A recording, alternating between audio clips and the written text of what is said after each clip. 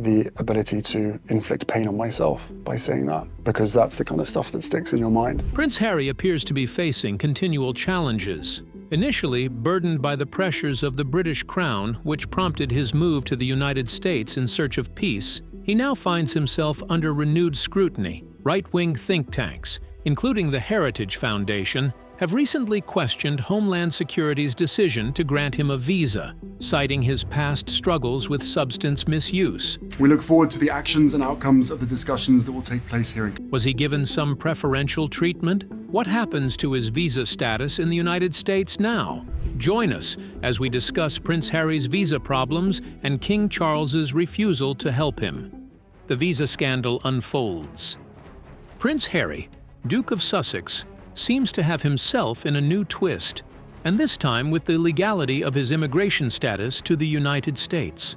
While the prince left the United Kingdom and abandoned his duties as a working royal, in a woke, open rebellion against his family and heritage, he is now caught in a pickle in no man's land, where his status buys him no immunity or reprieve. How did he get himself in the spotlight of America's right-wing think tanks, who cannot seem to ever look past any prominent action from an administration different from their choice?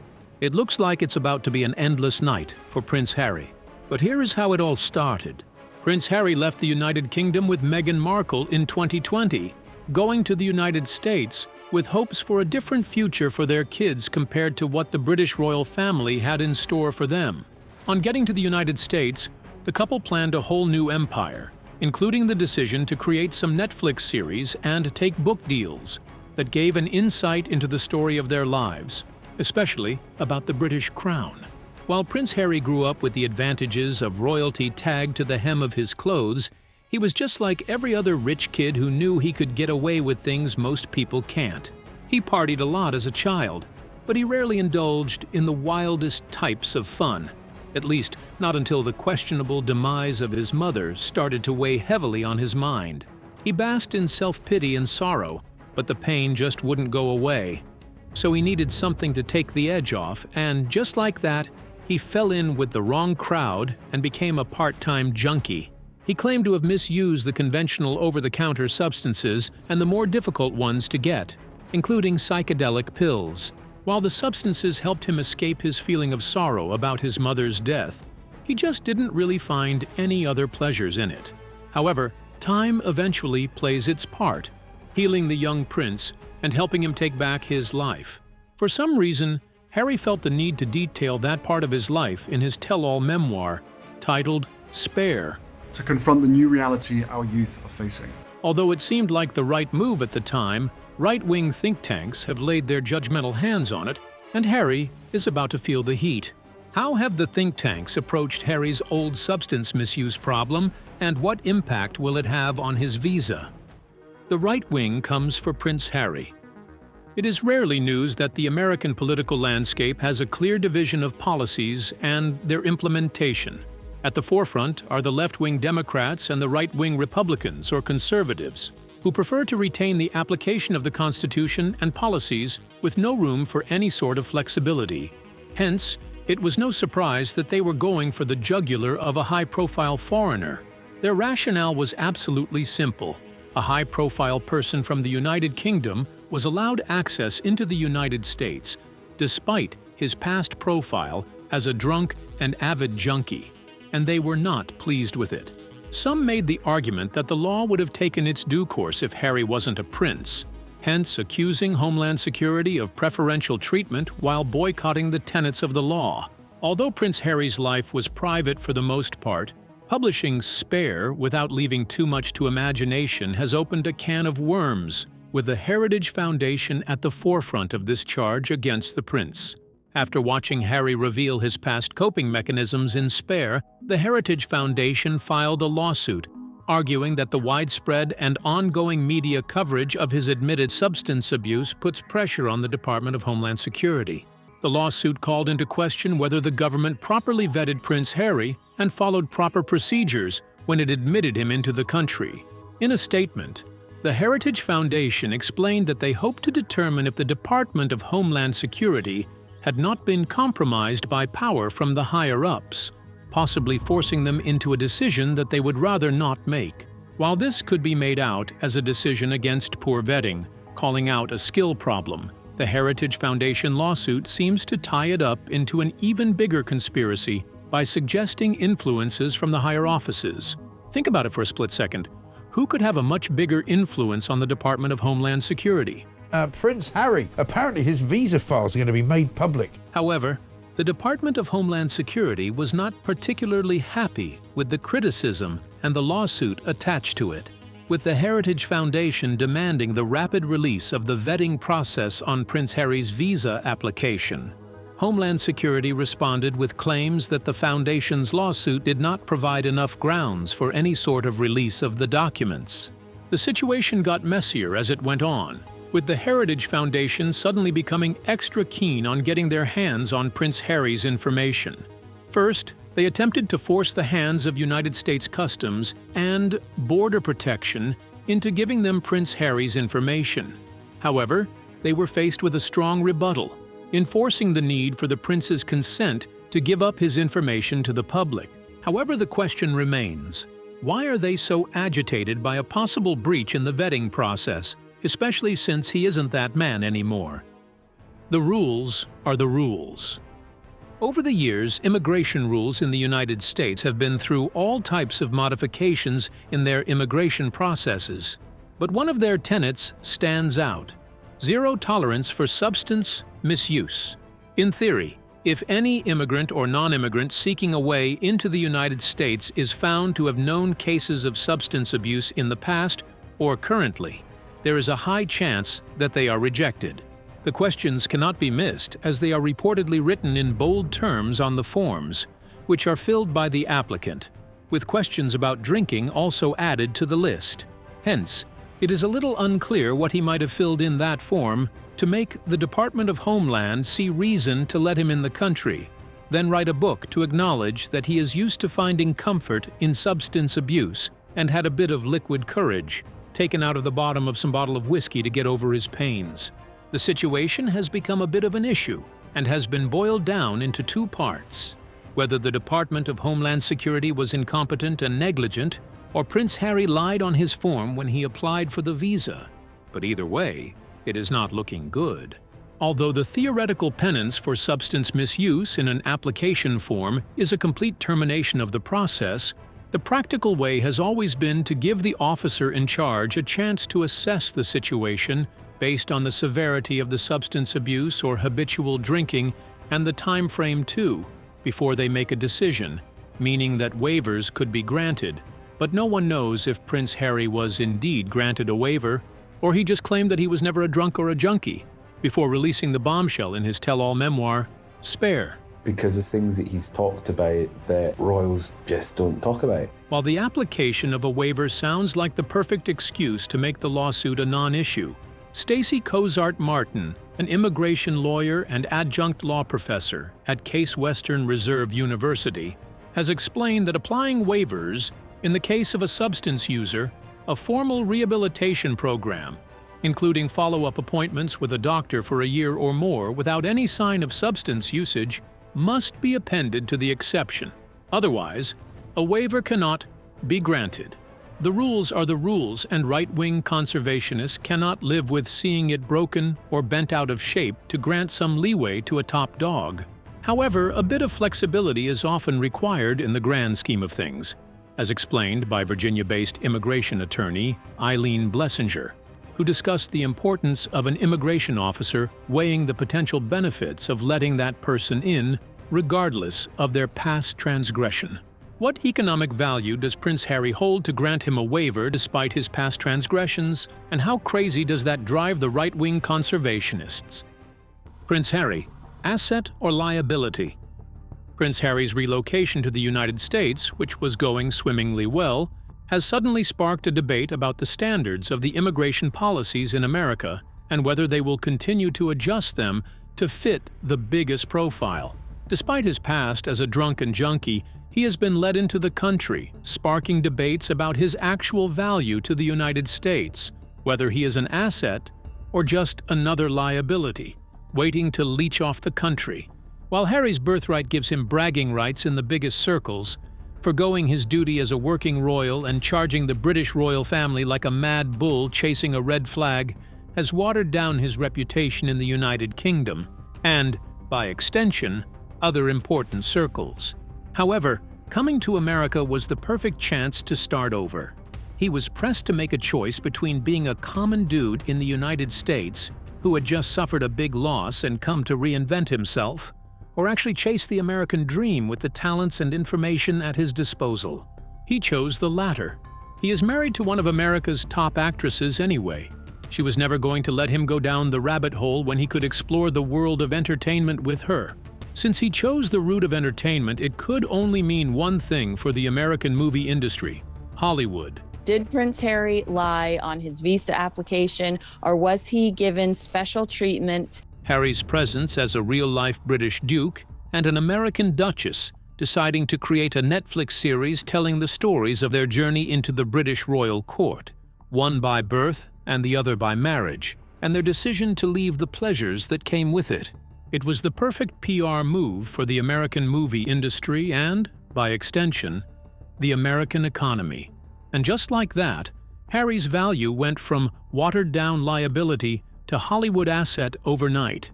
Their Netflix series has grossed over $100 million in deals and brought them right on the lips of everyone from America to Europe and other parts of the world who wanted to know why a Duke and Duchess of the United Kingdom were living in the United States, avoiding their duty and, to make matters worse, working in Hollywood like common thespians, staining the regal allure of the British crown.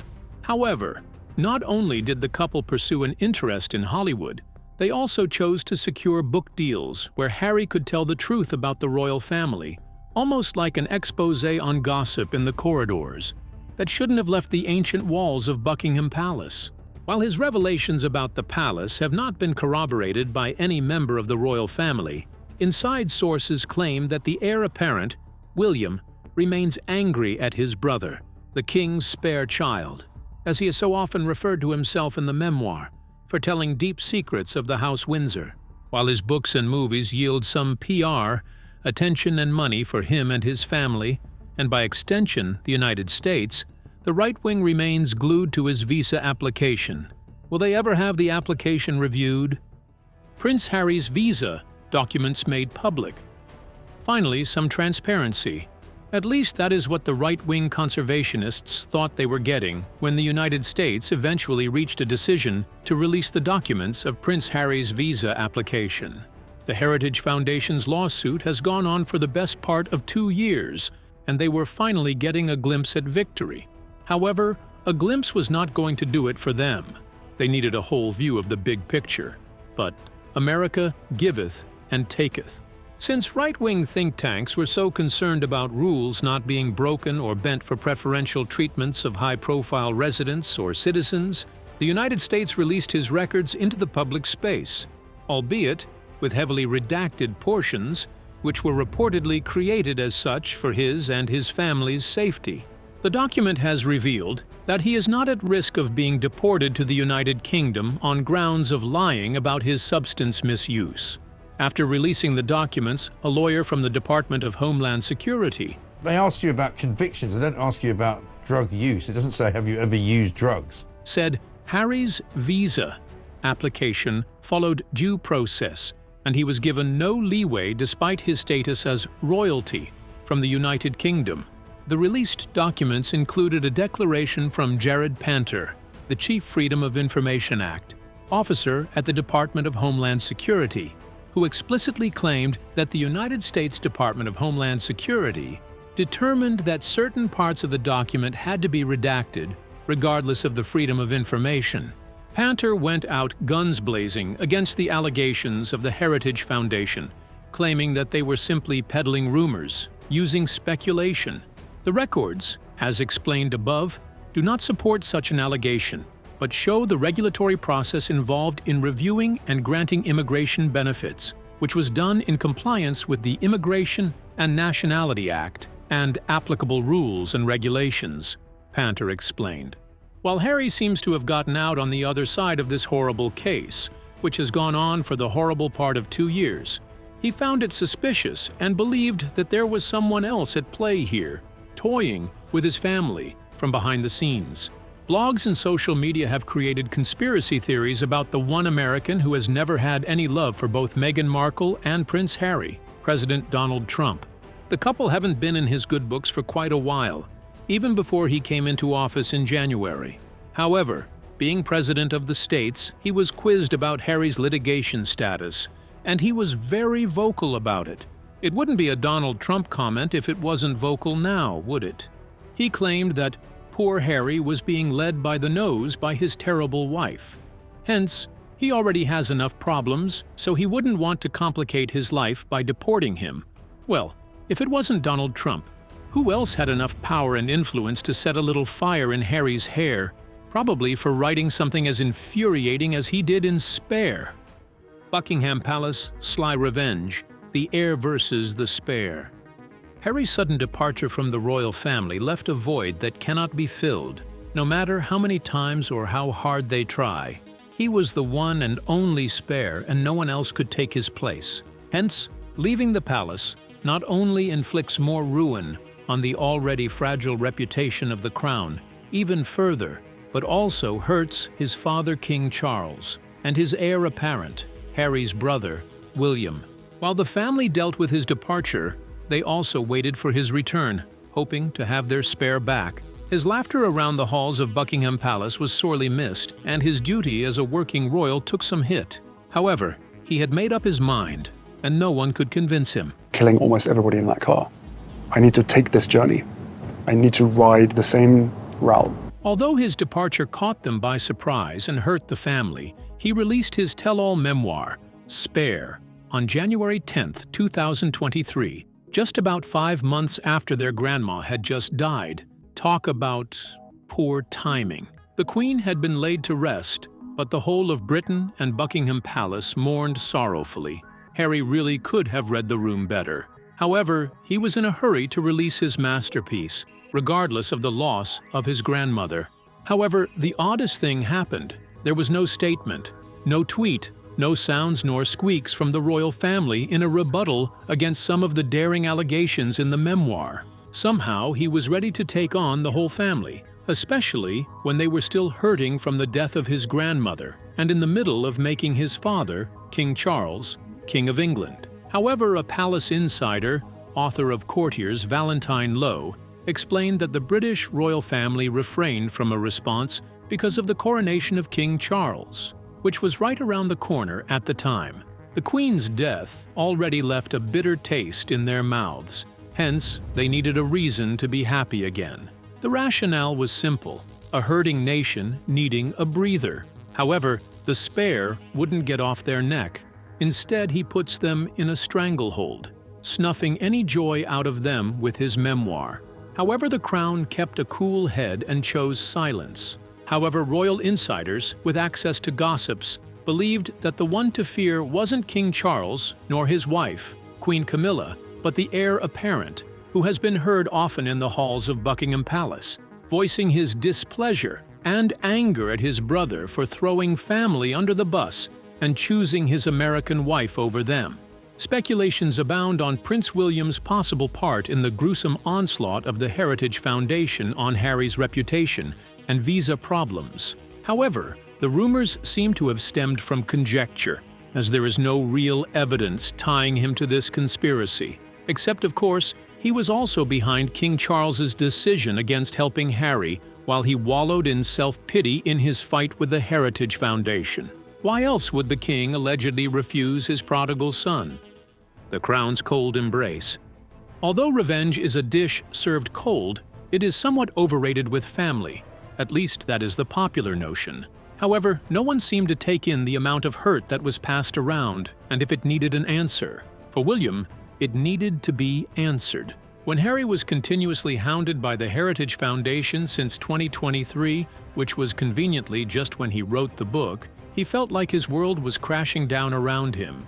He was the perfect media villain, foreigner, ginger hair, ex-junkie, and a runaway who abandoned his family to go protect his family. He was losing the fight so badly and he needed a win. If only he was from a royal family. where no one would have dared to mess with him, with the crown standing right behind him and the jewel shining too brightly to be gazed at. Oh yeah, he did, but he let them go as it wasn't convenient anymore. We know that supporting parents is essential in reducing digital violence against children. However, fighting a losing fight against a media he had no control over, fueling speculations about his old life seeping into his new one, he knew he had but one choice: a homecoming, albeit a discreet one.